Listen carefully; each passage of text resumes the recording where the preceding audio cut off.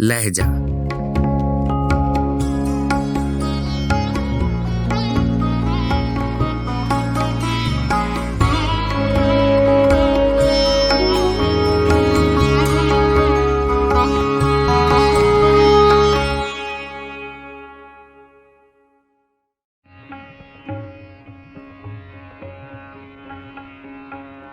गजल ख्वाजा मीर दर्द, आवाज़ो पेशकश राहिल फारूक।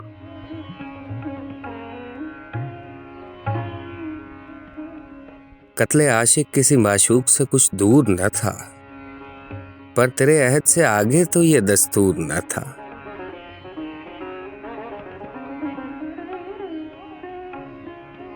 रात मजलिस में तेरे हुस्न के शोले के हुजूर, शमा के मुंह पे जो देखा तो कहीं नूर न था।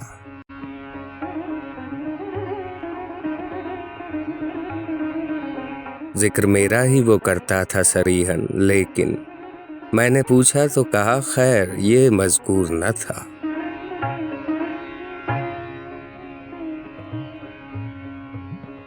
बावजूदे के परोबाल न थे आदम के, वहां पहुंचा कि फिरिश्ते का भी मकदूर न था।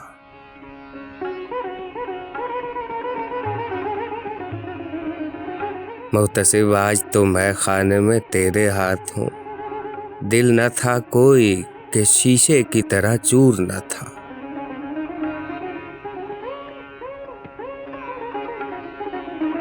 दर्द के मिलने से आए यार बुरा क्यों माना, उसको कुछ और सिवा दीद के मंजूर न था।